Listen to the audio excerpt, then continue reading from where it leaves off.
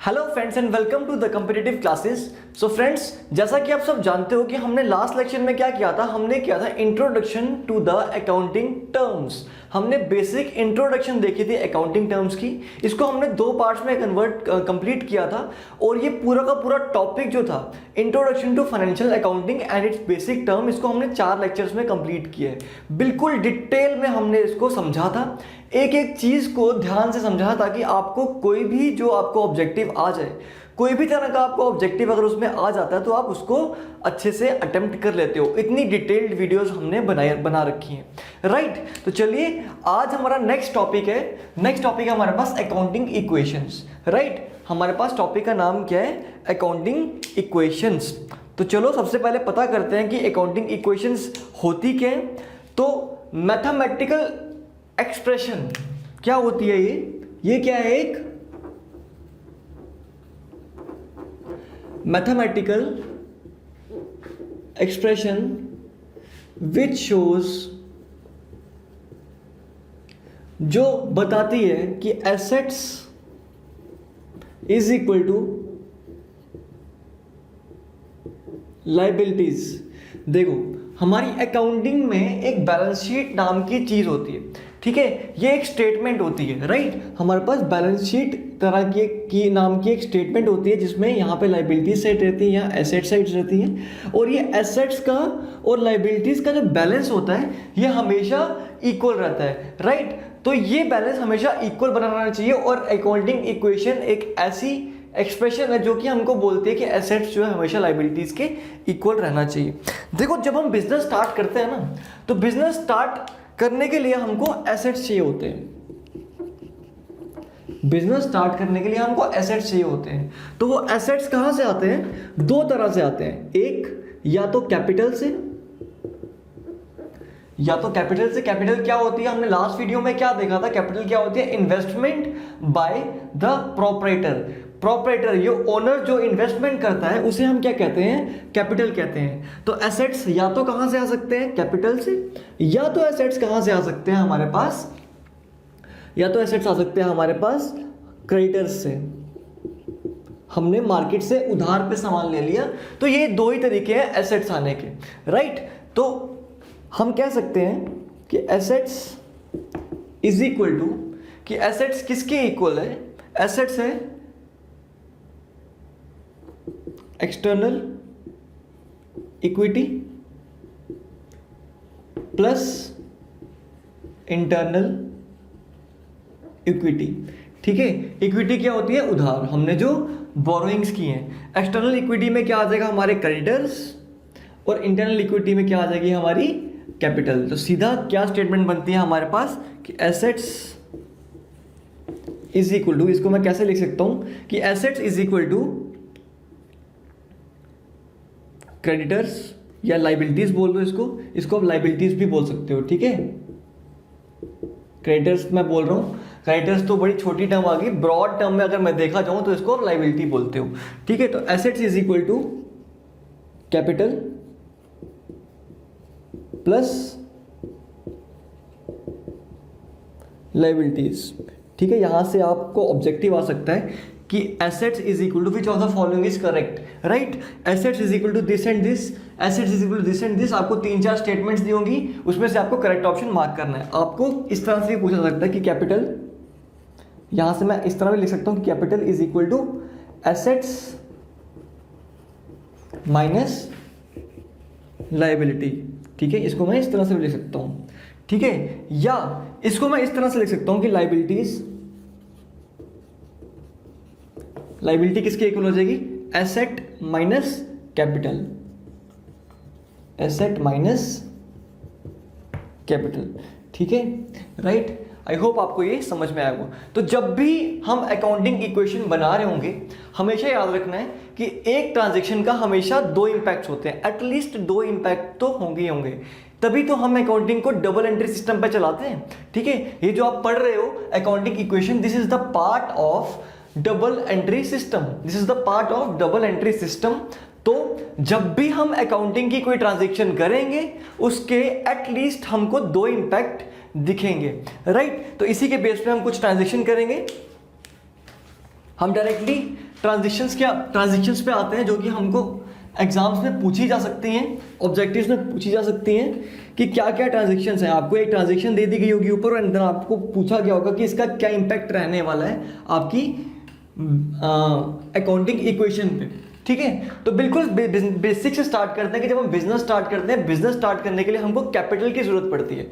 Business को start करने के लिए हमको कैपिटल की जरूरत पड़ती है। तो वो कैपिटल कहाँ से आती है, वो कैपिटल किस फॉर्म में, वो कैपिटल कौन लेके आता है, वो ऑनर लेके आता है। तो एंट्रीज मैंने कुछ स्टेटमेंट्स जो है यहाँ पे बोर्ड पे आपको मेंशन कर दी, आपकी स्क्रीन पे आ चुकी होंगी, ठीक है।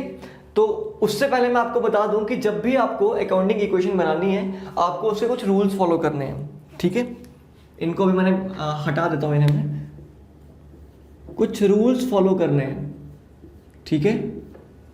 रूल्स नंबर 1,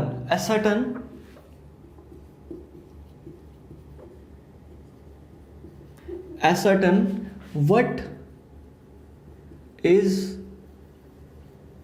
affected, ठीक है, कि किस पे इफेक्ट हो रहा है। हम जो ट्रांजेक्शन कर रहे हैं उससे किस पे इफेक्ट हो रहा है, इंपैक्ट पड़ रहा है, एसेट पे या लाइबिलिटी पे, इधर एसेट और लाइबिलिटी, राइट, ठीक है।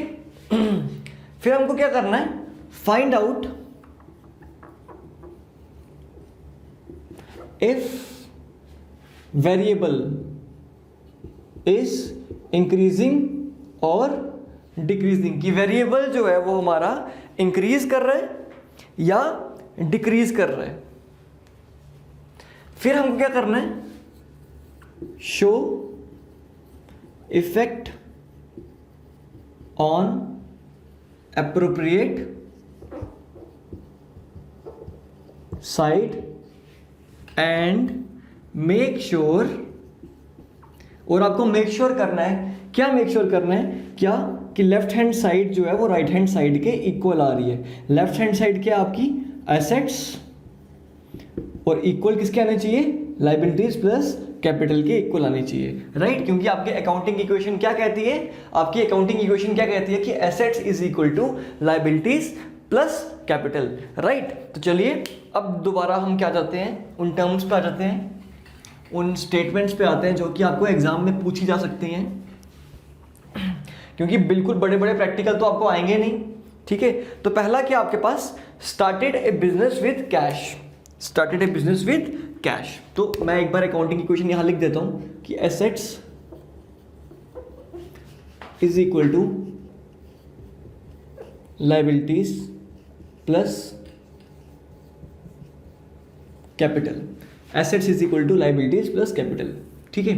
मैं यहाँ पे लाइन ड्रॉ कर देता हूँ, इसका एज सच कोई फॉर्मेट होता नहीं है, लेकिन मैं यहाँ पे एक फॉर्मेट लिख रहा हूँ, कोई भी फॉर्मेट बना सकता हूँ, लेकिन आपको मैं ये सिर्फ समझाने के लिए कर रहा हूँ, आपको फॉर्मेट बनाने की जरूरत नहीं है, आपको डायरेक्टली इसका आंसर देना है, ठीक है। तो started a business with cash, ठीक है। तो पहला एसेट क्या आ गया हमारे पास, आपको पता है कैश क्या है, कैश एक एसेट है। सबसे पहले तो आपको डिफरेंशिएट करना आना चाहिए कि क्या एसेट है क्या लाइबिलिटीज है। अगर आपको वो करना नहीं आता तो आप जरूर जाके हमारी पुरानी वीडियोस देखो, ठीक है। साथ ही साथ हमारे चैनल को सब्सक्राइब करो, वीडियोस को लाइक करो, अगर आपको पसंद आ रही हैं तो इसको ज़्यादा से ज़्यादा शेयर करो ताकि और भी बच्चों तक ये वीडियोस पहुंचते रहें और हम भी इससे मोटिवेट होते रहें और आपको कंटेंट प्रोवाइड करते रहें, ठीक है। तो चलो एसेट्स, तो पहला एसेट जो आ गया हमारे पास वो क्या आ गया, कैश आ गया, कैश आ गया। तो कैश स्टार्ट किया उसने, कैश से बिजनेस स्टार्ट किया,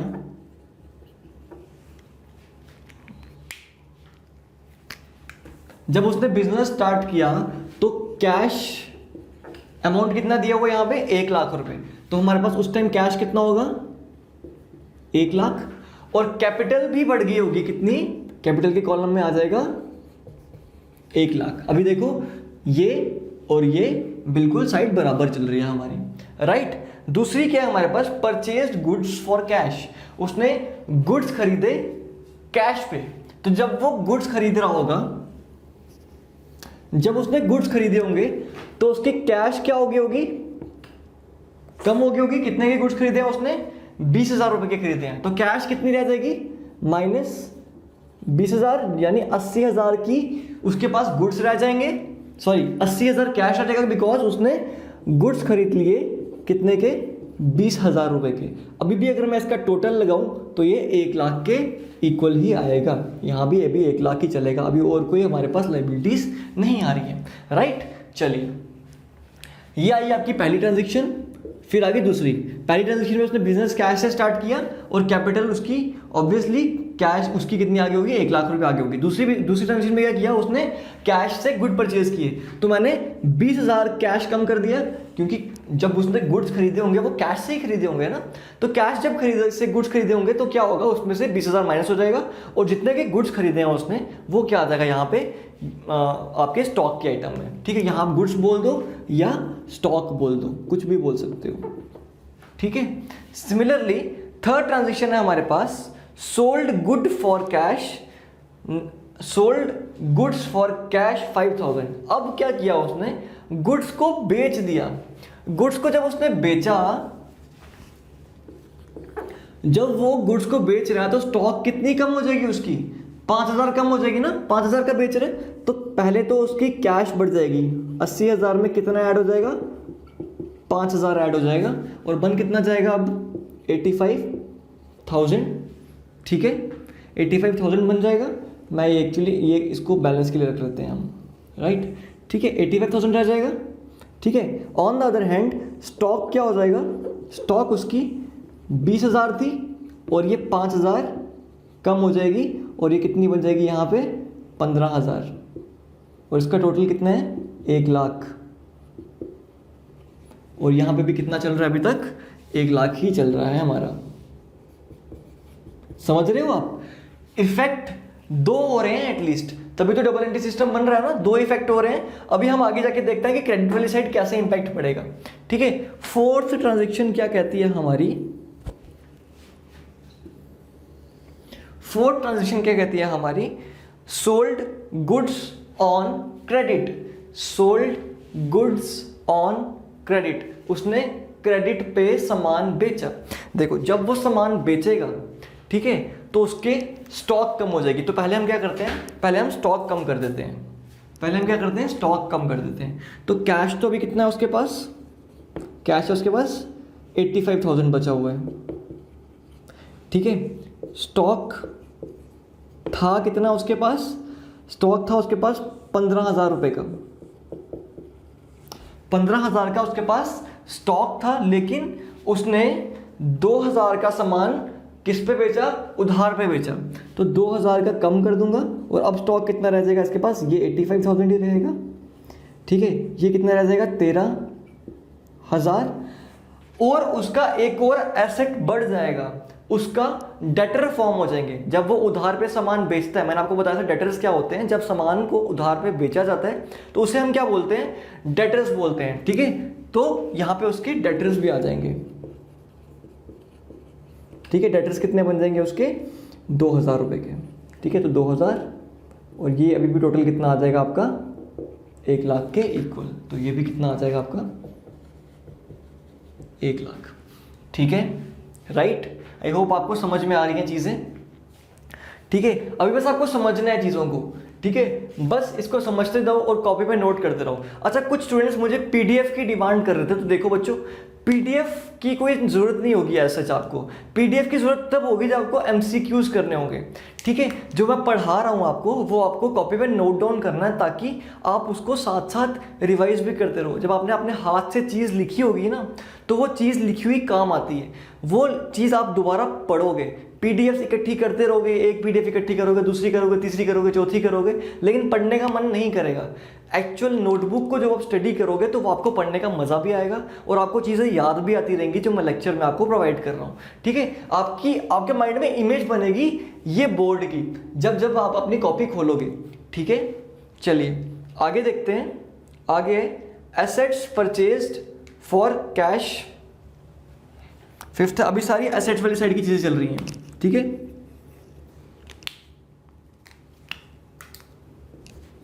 एसेट्स परचेज्ड फॉर कैश, उसने एसेट खरीदे हैं। ठीक है, अब एसेट में कुछ भी बोल दो, ABCD कोई भी नाम ले लो। तो एसेट अगर कैश से खरीद रहे हैं तो कैश अभी कितना बचा उसके पास, 85,000 कैश है। 85,000 कैश है तो उसने कितने का सामान खरीदा यहाँ पे, 3,000 रुपये का। तो 3,000 रुपये का सामान खरीदो, 3,000 रुपये उसका कैश कम हो जाएगा,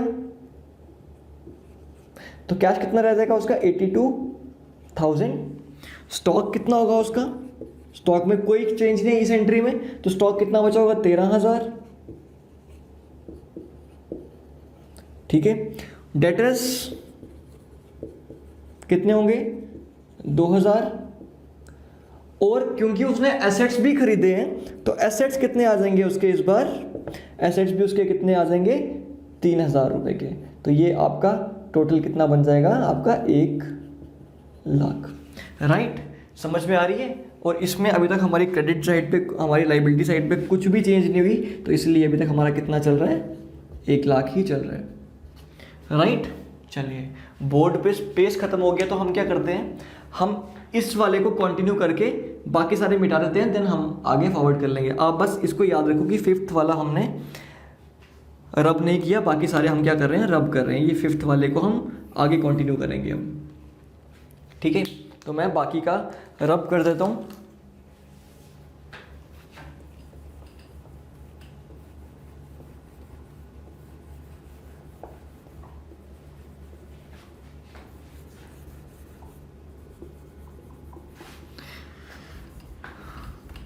तो अभी आई होप आपने सारा कुछ उतार लिया होगा।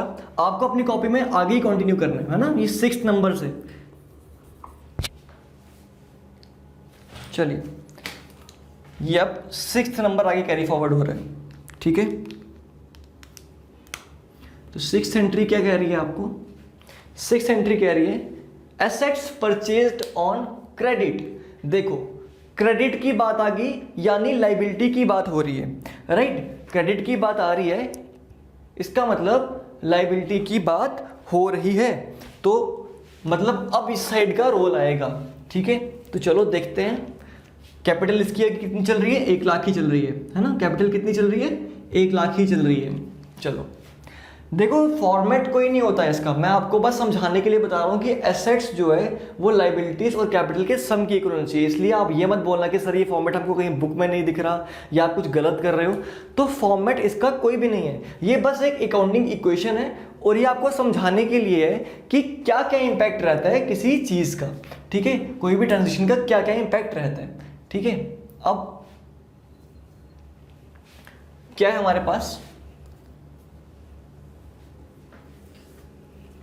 ठीक है, तो हमारे पास 6th एंट्री है हमारे पास, purchased an asset for credit. एक एसेट खरीदा है क्रेडिट पे, तो पहले हमने कितने का एसेट खरीदा था, एसेट कितने का खरीदा था 3,000 रुपये का। ठीक है, ये एसेट 1 नाम दे रहा हूँ इसको मैं। ठीक है, क्योंकि हमने एसेट का नाम नहीं दिया, चलो इसको फर्नीचर का नाम दे देते हैं। ठीक है, फर्नीचर भी तो आपका एसेट है ना, तो पुराने वाले को हमने फर्नीचर का नाम दे दिया। ठीक है, आगे देखते हैं कैश। अगर उसने क्रेडिट पे सामान खरीदा तो कैश में कोई चेंज आनी चाहिए, नहीं आनी चाहिए, तो कैश कितना है उसके पास 82,000। स्टॉक कितना पड़ा हुआ है, स्टॉक उसके पास उतना ही पड़ा हुआ, कितना 13,000। ठीक है, डेटर्स कितने हैं उसके पास, डेटर्स कितने हैं 2,000। एसेट कितने थे, पहले कितने थे 3,000 थे, पहले कितने थे 3,000 थे, और अब वो और 3,000 का सामान खरीद रहा है और 3,000 का खरीद रहा है, और अब कितना हो जाएगा ये 6,000। ठीक है, ये 2,000, ये 13,000 और ये 82,000। इसको आप सम करोगे तो ये कितना बन जाएगा 82, और ये आपका बन जाएगा 1,03,000। ठीक है, 6, 7, 8, 9, 10, 11, 12, 13, तो ये बन जाएगा आपका 1,03,000। देखो चेंज हो गया ना, यहाँ पे पहले 1,00,000 तक चल रही थी, अब 1,03,000 हो गया, लेकिन क्रेडिटर्स तो बढ़ गए ना, यहाँ पे क्रेडिटर्स बढ़ गए, कितने क्रेडिटर्स कितने हो गए हमारे 3,000। 3,000 के क्या हो गया हमारे पास क्रेडिटर हो गए। ठीक है, और कैपिटल कितनी थी हमारे पास, उसको थोड़ा सा सम करने के लिए रख लेते हैं, यहाँ हम थोड़ी स्पेस रख लेते हैं।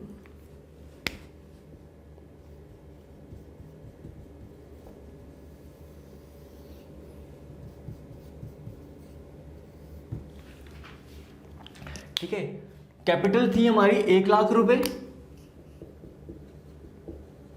तो टोटल कितना हो जाएगा इसका अब 1,00,000 और 3,000, तो ये कितना बन जाएगा 1,03,000 रुपये। देखो ये साइड इसके इक्वल आ रही है, राइट, ये साइड इसके इक्वल आ रही है, तो 1,03,000 रुपये। ठीक है, सिमिलरली अगली एंट्री देख रहे हैं हम, cash withdrawn for personal use. वो कैश को विड्रॉ कर रहा है पर्सनल यूज के लिए। तो जब भी कोई कैश अपने पर्सनल यूज के लिए विड्रॉ करता है that is known as drawing. वो क्या होती है, ड्राइंग यूज। कौन विड्रॉ कर रहा है, ऑनर विड्रॉ कर रहा है, और जब वो अपने लिए विड्रॉ कर रहा होगा उसको हम ड्राइंग्स कहते हैं, और वो हमेशा कहाँ से लेस होती है, कैपिटल में से लेस होती है। ठीक है, वो अपना ही पैसा वापस निकाल रहा है, जो उसने पैसा बिजनेस को दिया था वो पैसा वापस ले रहे हैं। तब उसने कैश विड्रॉ कर लिया तो कैश तो कम होगा ही होगा। ठीक है, मैं इस सबको ना छोड़ के बस आपको बता रहा हूँ कि अगली एंट्री में इंपैक्ट क्या होने वाला है। कैश जो है वो क्या होएगा, कितना कम हो जाएगा, कैश कितना कम हो जाएगा, कितना 1,000 रुपये कम हो जाएगा।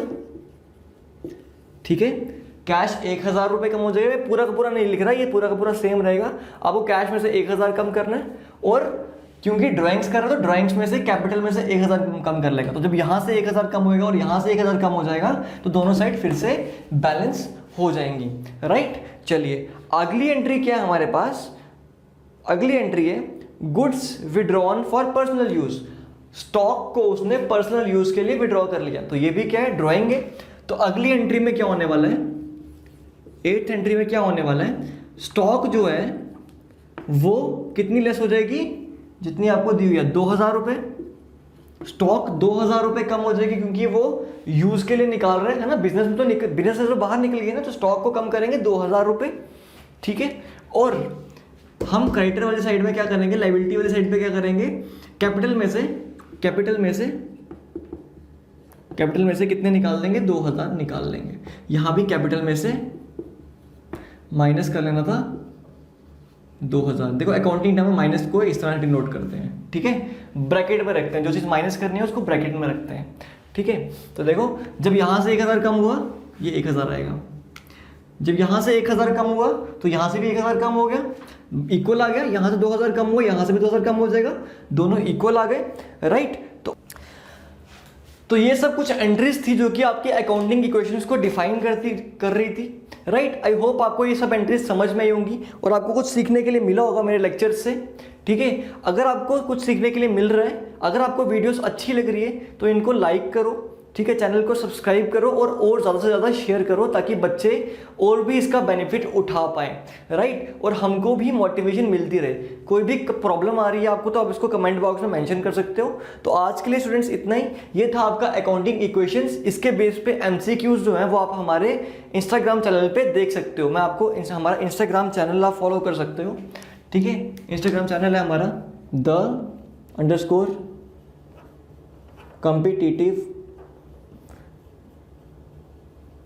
क्लासेस। इसको आप सर्च कर सकते हो, या आप डायरेक्टली डिस्क्रिप्शन बॉक्स में हमने उसका लिंक दे के रखा है, फेसबुक का भी, इंस्टाग्राम का भी। तो वहाँ पे हम रेगुलर बेसिस पे क्विज चलाते रहते हैं हमारी स्टोरीज में, या हमारी कमेंट सेक्शन में, हमारी पोस्ट में। तो आई होप आपको लेक्चर समझ में आया होगा। आज के लिए इतना ही। Thank you students, take care.